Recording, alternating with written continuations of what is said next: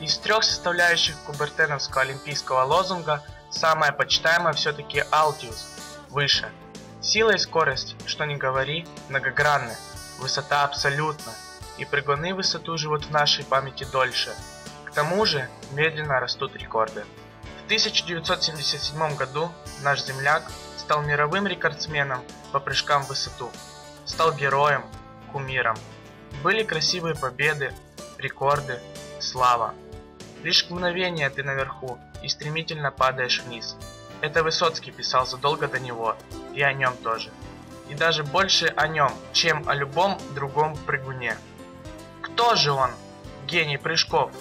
Владимир Ященко, украинский прыгун в высоту. Родился 12 января 1959 года в Запорожье. Сказать, что Владимиру Ященко на роду было написано заниматься прыжками в высоту, значит погрешить против истины. Такие талантливые люди, как он, могли запросто реализовать свой потенциал во многих видах спорта. Владимир пришел в легкую атлетику из гандбола.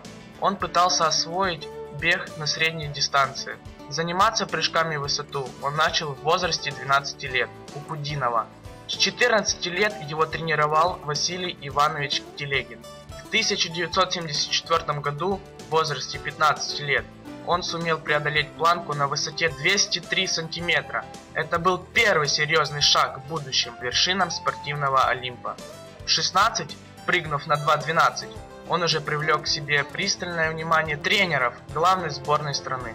В 18 он устанавливает аж 3 рекорда. Юниорский рекорд мира 2.27, рекорд Европы, уже взрослый, 2.31 и, наконец, мировой рекорд 2.32, на 1 сантиметр превысив прежнее достижение американца Стоунза, установленное годом ранее. Это очень много, 3 мировых рекорда почти за 1 год. Такое под силу только гению. И вдруг в 1977 году мировая сенсация. 18-летний паренек из Запорожья Владимир Ященко взлетает выше всех над планкой 2 метра 33 сантиметра, причем обычным перекидным способом, а не модным в то время, да и более эффективным – флопом. В этом году он был назван ведущими спортивными обозревателями лучшим спортсменом года.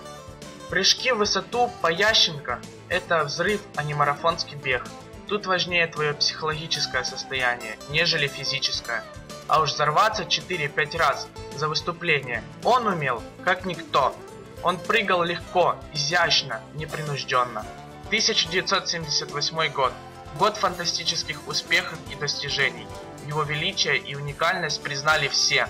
Информационные агентства мира признали Владимира Ященко лучшим спортсменом мира. Ему была вручена каравелла Колумба, которую до него из советских спортсменов получали только Василий Кузнецов, Юрий Власов и трижды Валерий Брумель.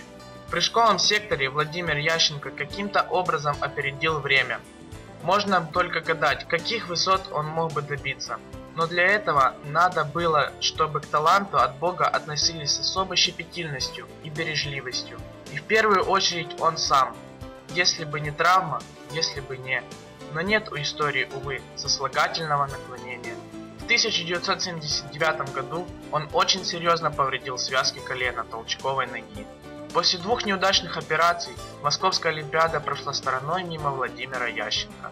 Он закончил Запорожский пединститут, временно работал в детской спортшколе, жил на именную стипендию президента Украины.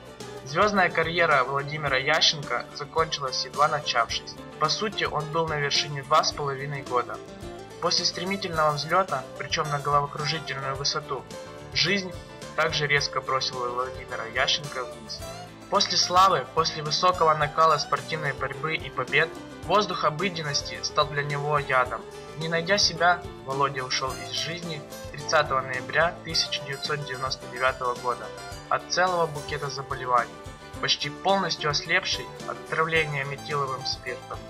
Он был кометой, ярко вспыхнувшей и быстро потухшей, но след свой в истории спорта оставил навсегда, и не только из-за побед и рекордов. Владимир Ященко был обыкновенным гением, гением высоты.